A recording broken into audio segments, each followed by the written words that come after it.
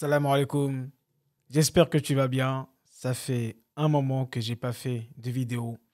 J'avais besoin de me ressourcer, j'avais besoin de me retrouver, mais ça sera le sujet d'une autre vidéo. Aujourd'hui, j'ai 35 ans. J'ai eu mes 35 ans il y a quelques jours. Et tout d'abord, Alhamdulillah, je suis encore vivant, je suis encore là. Dieu me donne encore la capacité de pouvoir œuvrer.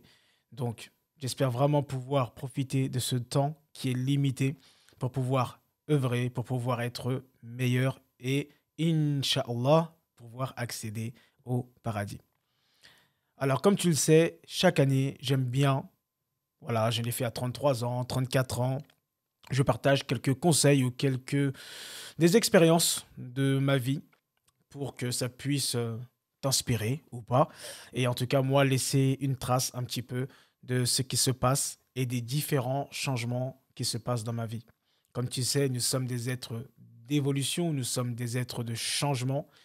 Et voilà, avec le temps, avec les expériences, on change, on s'améliore, on rate, on réussit, etc. En tout cas, plein de choses. Et je pense que ça peut être bénéfique, Inch'Allah. La première des choses, à 35 ans, que je prends vraiment, vraiment conscience, c'est la relation avec Allah subhanahu wa ta'ala. Je sais que beaucoup de personnes n'osent pas parler de spiritualité, mais la vérité, c'est que ça fait partie intégrante de notre vie. Dans tous les domaines de notre vie, nous avons besoin de la spiritualité. Que ce soit pour réussir, que ce soit quand nous passons des épreuves, nous avons absolument besoin de cet aspect-là. Et ce que j'ai remarqué, c'est que si je m'éloignais de ma spiritualité, je m'éloignais de moi et je me perdais totalement. Par exemple, quand j'avais voilà, 34 ans, comme si, voilà, en 2021, j'ai voyagé une dizaine de fois. Donc ça fait que quasiment chaque mois, je partais, je voyageais, j'étais dans des avions, dans des hôtels. Ça s'est très bien passé. Franchement, ce fut de très bonnes expériences. Mais ce que j'ai remarqué, c'est que à fur et à mesure des voyages et du temps, je me déconnectais, je m'écartais de mon Seigneur, de ma spiritualité. Donc je faisais de moins en moins les prières à l'heure, euh, une moins bonne relation avec le Coran. Et tout ça a fait qu'à un moment, j'ai commencé à avoir des maux, commencé à avoir des états dépressifs, commencé à être extrêmement fatigué. Et après avoir fait le bilan, après avoir parlé avec des gens, j'ai vu que finalement, ma problématique était que je m'étais éloigné de Allah subhanahu wa ta'ala. Et l'un des meilleurs moyens de se connecter à Allah, c'est le, le Coran. Et comme vous le savez ou pas, en tout cas, les personnes qui me suivent savent que le Coran a changé ma vie, a changé ma personne et continue de le faire aujourd'hui. Et le fait que je pense pas, je suis convaincu que de m'être éloigné de ce Coran m'a éloigné de mon Seigneur et a commencé à créer beaucoup de choses chez moi. Dans les personnes qui me contactent ou même que je rencontre, je vois que beaucoup de personnes en ce moment sont dans des états dépressifs, sont en dépression, dans un plein désespoir, voient tout noir. Et je vous demande de vous poser la question, quel est l'état de la relation que vous avez avec votre Seigneur? C'est extrêmement important. Parce que j'ai pu remarquer que ça dépendait de tout. Plus vous êtes proche de votre Seigneur, plus vous vous sentez bien, plus vous êtes positif, plus vous avez de l'espoir, vous avez de la confiance. Et plus vous êtes éloigné, eh ben, plus vous avez des peurs, des doutes, de la dépression, du ouest-ouest, etc. Et l'un des meilleurs moyens, en tout cas, je conseille vraiment de créer une vraie relation avec son Seigneur, c'est le Coran.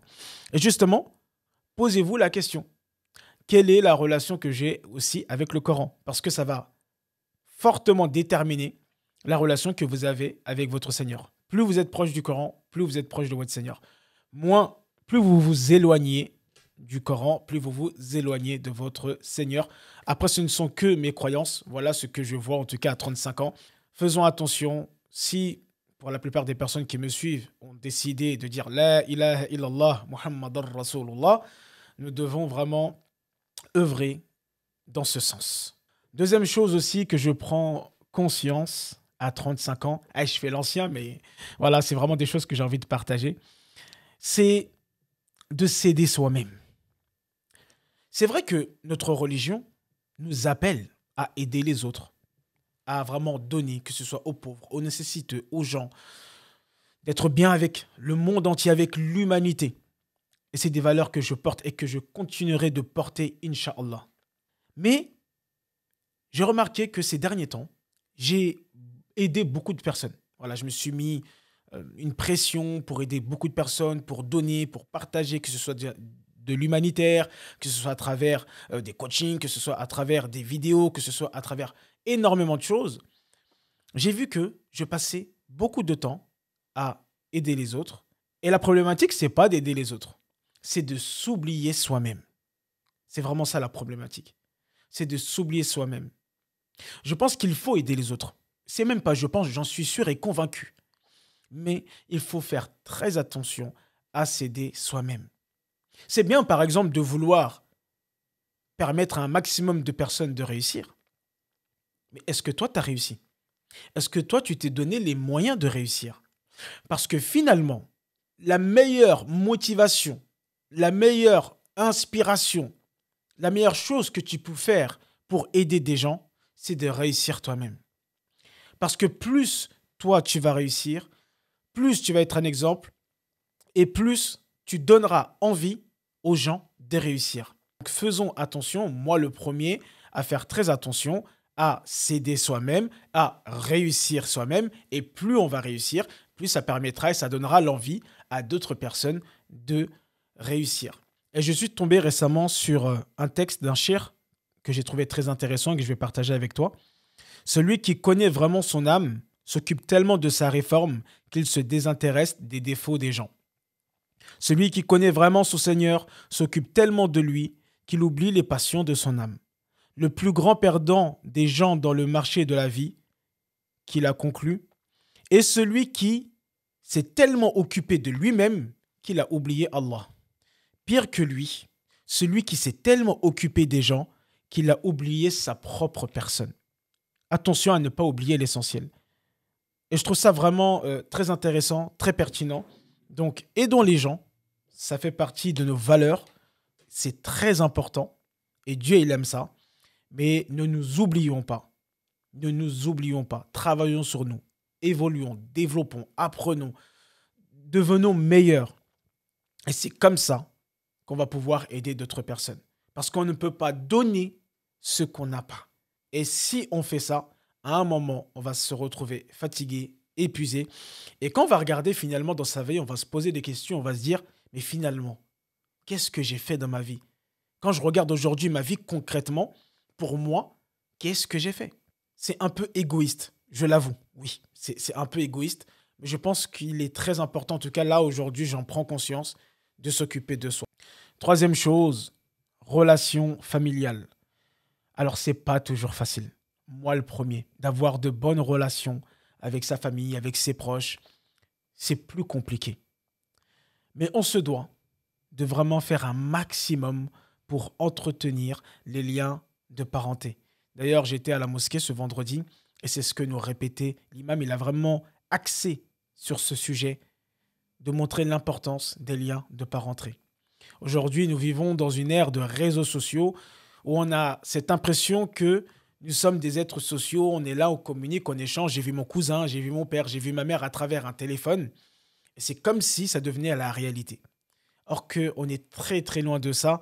Et même quand on regarde ce qui est en train de se passer, on essaye de nous pousser à être vraiment plus sur les réseaux et même de vivre une vie virtuelle, de se créer une vie virtuelle. Donc on doit faire très attention à ça. Moi, en tout cas, je l'ai bien compris. Par exemple, quand je vous racontais l'histoire de mes voyages, j'ai délaissé un peu ma famille par rapport à ça.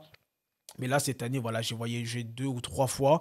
Voilà, c'est pas beaucoup, en tout cas par rapport à mes habitudes.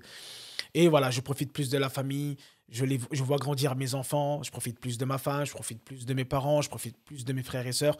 Voilà, même si je trouve que c'est pas assez à mon goût, mais voilà, gardons de bons liens de famille parce que finalement, comme vous le savez ou pas, la mort, on ne sait pas quand ça arrive, on ne sait pas quand ça peut nous toucher. Donc, on doit préserver vraiment ces liens de famille, garder de bons souvenirs. Et vraiment, ce rappel, c'est une vidéo que je fais pour vous, mais elle est pour moi aussi. Et je vais la regarder, je vais la re-regarder parce que je pense